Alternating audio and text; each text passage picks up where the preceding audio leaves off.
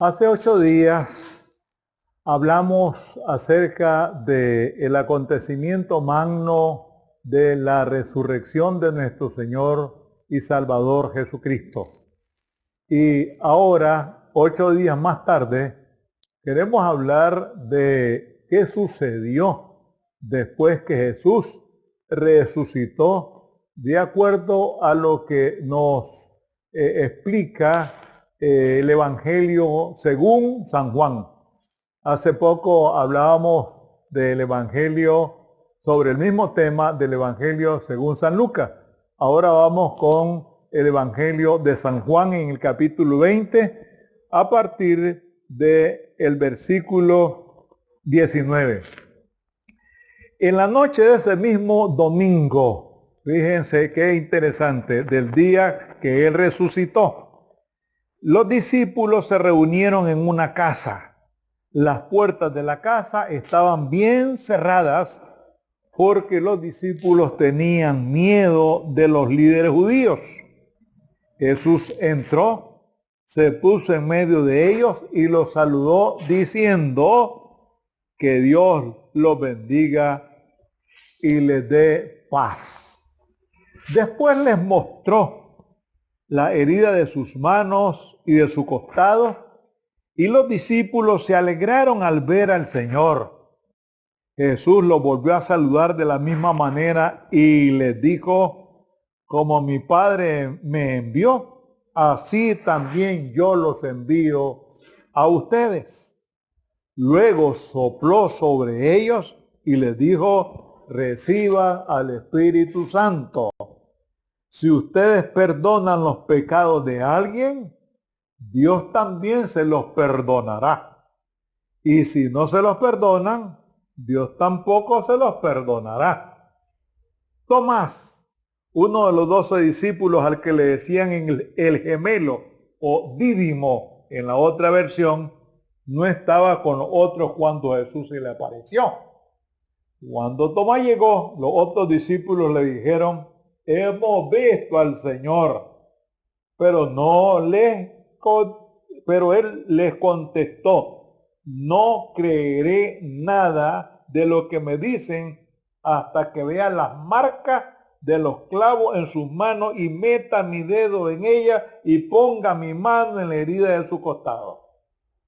8 días después, los discípulos estaban reunidos otra vez en la casa. Tomás estaba con ellos. Las puertas de la casa estaban bien cerradas, pero Jesús entró, se puso en medio de ellos y los saludó diciendo: Dios los bendiga y les dé paz. Luego dijo a Tomás: mira mis manos y mi costado y mete tus dedos en las heridas y en vez de dudar, debes creer. Tomás respondió: tú eres mi dueño y mi Dios. Jesús le dijo: creísteis porque me viste.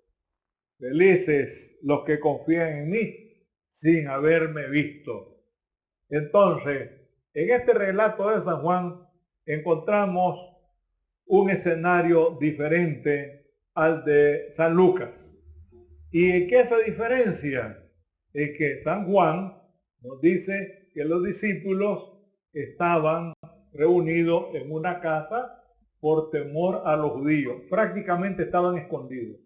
No era para menos, porque si con el maestro había sucedido algo terrible, pues era peligroso que los seguidores del maestro les sucediera igual. Pero bien, ellos están reunidos en una casa y de repente aparece Jesús, los saluda con alegría y dice aquí la palabra que Jesús les mostró las heridas, fíjense ustedes, de sus manos y de su costado. Esto provocó alegría en los discípulos.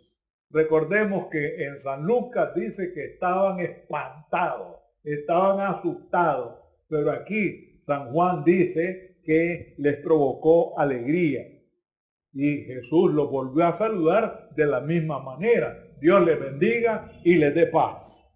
Ahora bien, Después de esto, ¿verdad? Nosotros vemos que Jesús sopló sobre ellos y les dijo que recibieran el Espíritu Santo. Algunos se preguntan, bueno, ¿acaso ellos no tenían el Espíritu Santo? Bueno, lo que pasa es que en esas circunstancias, después de la muerte de Jesús, los discípulos estaban viviendo momentos críticos, momentos de desesperación, de tristeza, y como que su espiritualidad había bajado, había disminuido, había menguado. Entonces, la presencia misma de Jesús contribuye a que la presencia del mismo Espíritu Santo crezca en ellos, se manifieste de una manera más fuerte, más sólida. Entonces, aquí les dice algo que es sumamente importante y que tiene que ver con la primera palabra de Jesús en la cruz, cuando él dijo al Padre, Padre, perdónalos porque no saben lo que hacen. Y aquí, en esta parte, les dice a ellos que así como él ha perdonado, ellos deben perdonar también. Y este es un punto álgido, importante en la vida cristiana. Nosotros queremos el perdón de Dios. Queremos que Dios nos perdone. Pero nosotros tenemos que perdonar a nuestros enemigos. Y así lo dice Jesús en el Sermón de la Montaña, que debemos perdonar a aquellos que nos ofenden. No es asunto de que nosotros vamos a decirle a aquel, venga a pedirme perdón. No, sino que nosotros debemos ir como agraviados, como ofendidos, donde el ofensor y decirle que lo perdonamos. Fíjense que Jesús no le pidió perdón a los que lo llevaron a la cruz, sino que él los perdonó, que es otra cosa. De tal manera que aquí hay una lección magistral de perdón que Jesús nos da a todos. Y en las circunstancias que estamos viviendo hoy, estamos viviendo en estos días, en estos meses, en el mundo entero, necesitamos nosotros una vez más aprender a perdonar a aquellos que nos han ofendido. Porque si nosotros no perdonamos, tampoco el Señor nos va a perdonar. Que eso esté completamente claro, porque así lo expresa la palabra del Señor. Pero bien, ahora hay una incredulidad aquí terrible. ¿Y cuál es esa incredulidad? Que Tomás, que era uno de los 12, no estaba presente en el momento que llegó Jesús. Entonces, los compañeros de Tomás le dijeron que habían visto al Señor y él no le creyeron a él, no le creyeron a sus compañeros, o no les creyó él a sus compañeros, hasta que él pudiera ver, pudiera palpar, pudiera tocar la herida y poner la mano en el costado de Jesús. Hasta entonces, esa es incredulidad. Y por eso en el mundo hay tantos incrédulos ahora, porque todos lo quieren ver, pero recordemos que Dios es espíritu. Dios es espíritu.